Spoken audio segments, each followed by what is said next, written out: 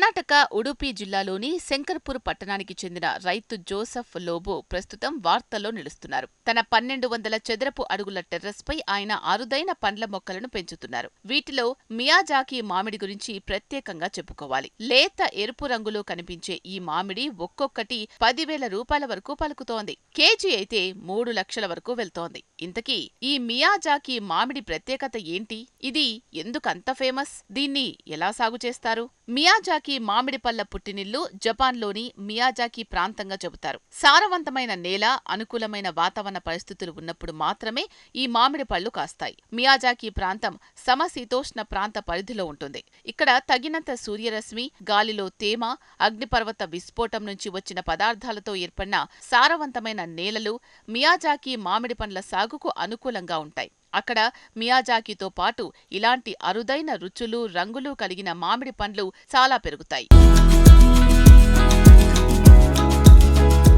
Miyazaki సాగు కాస్త కఠినంగా ఉంటుంది. ఈ పళ్ల నాణ్యత దెబ్బతినకుండా చూసేందుకు రైతులు పకడ్బందీగా చర్యలు తీసుకుంటారు. ఇక్కడ ఒక్కో మామిడి పండును చేతితో సంపర్కం చేయిస్తారు. దీంతో మేలిమి నాణ్యత గల పళ్లు వచ్చేందుకు ఆస్కారం ఏర్పడుతుంది. మామిడి పెరిగేటప్పుడు కూడా ఆకారం సరిగ్గా వచ్చేలా చూసేందుకు సంచులు, అట్టపెట్టెలు లాంటివి కడుతుంటారు. అద్భుతమైన రుచి, అందమైన ఆకారం తక్కువగా అందుబాటులో ఉండడంతో ఈ పళ్లకు అంత ధర వస్తుంటుంది. చేతితో సంపర్కం చేయించడం, ప్రతి పండుపై శ్రద్ధ పెట్టడం లాంటి పనులకు కార్మికులు కూడా ఎక్కువ మంది కావాలి. దీంతో ఈ మామిడి సాగుకు కూడా ఖర్చు కాస్త ఎక్కువే అవుతుంది.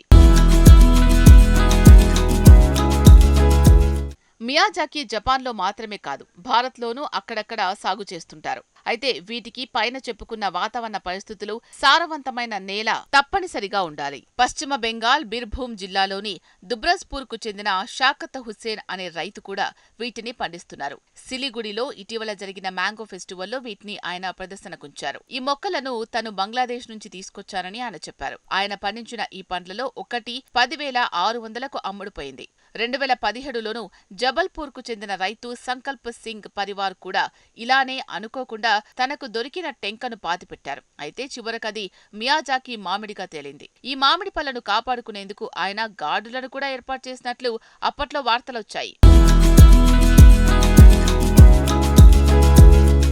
ఈ అరుదైన మామిడి పళ్ల రుచి కూడా అద్భుతంగా ఉంటుందని దీన్ని తిన్నవారు చెబుతుంటారు. వీటిలో విటమిన్ ఏ, విటమిన్ సితో పాటు యాంటీ ఆక్సిడెంట్స్ పుష్కలంగా లభిస్తాయి. వ్యాధులతో పోరాడేలా రోగ నిరోధక శక్తిని పెంచడంలో ఈ పోషకాలు తోడ్పడతాయి. అంతేకాదు ఈ మామిడిలో ఫైబర్, పొటాషియం, మెగ్నీషియం స్థాయిలు కూడా ఎక్కువగానే ఉంటాయి. అయితే వీటిలో షుగర్ కంటెంట్ కూడా మిగతా పళ్లతో పోల్చినప్పుడు 15% ఎక్కువగానే ఉంటుంది. దీంతో మధుమేహులు వీటితో కాస్త జాగ్రత్తగా ఉండాలి. మరోవైపు బీటా కెరోటిన్, ఫోలిక్ యాసిడ్ స్థాయిలు కూడా వీటిలో ఎక్కువగానే ఉంటాయి. కంటి సమస్యలతో ఇబ్బంది పడే వారికి ఇవి మేలు చేస్తాయి. మియాజాకి మామిడి పండ్లను భారత్లో రెడ్ సన్, బెంగాలీ సూరత్ దిమ్ లాంటి పేర్లతో పిలుస్తుంటారు. ఈ పళ్లకు నాణ్యమైన పరీక్షలు నిర్వహిస్తారు. అన్ని పరీక్షలు పాసైన పళ్లను ఎగ్స్ ఆఫ్ ది సన్ అని పిలుస్తారు. కొంతమందికి మామిడి పళ్లు తింటే అలర్జీలు వస్తుంటాయి. అలాంటి వారు వీటిని అస్సలు తీసుకోకూడదని నిపుణులు సూచిస్తున్నారు.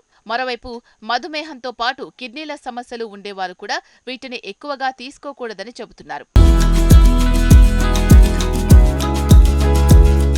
మియాజాకి తరహాలోనే మరికొన్ని మామిడి పళ్ల రకాలు కూడా ప్రపంచ ప్రసిద్ధి చెందినవి ఉన్నాయి. వీటిలో మొదటగా కోహితూర్ మామిడి గురించి చెప్పుకోవాలి. ఇవి కశ్మీర్ ప్రాంతంలో పండుతాయి. కమ్మని రుచితో ఆకట్టుకునే ఎరుపు రంగులో ఇవి ఉంటాయి. అయితే వీటిని పండించడం కొంచెం కష్టం. ప్రతి పని చేతితో కార్మికులే చేయాల్సుంటుంది. ఇది కూడా ఒక్కొక్కటి 10,000 రూపాయల వరకు పలుకుతూ ఉంటుంది. ఆల్ఫోన్సో కూడా ఖరీదైన మామిడే. ఇది ఎక్కువగా కొంకణ్ తీరంలో పండుతుంది. వీటికి విదేశాల్లోనూ మంచి డిమాండ్ ఉంటుంది. ఇది ఒక్కో పండు 4,000 రూపాయల వరకు పలుకుతూ ఉంటుంది. అయితే ఈ మామిడి పళ్ల ధర అనేది అన్ని వేళల్లోనూ ఒకేలా ఉండదు. సీజన్, లొకేషన్, మార్కెట్ పరిస్థితులు లాంటివి ఇక్కడ ప్రధాన పాత్ర పోషిస్తుంటాయి. పైన పేర్కొన్న ధరలన్నీ అంచనాలు మాత్రమే.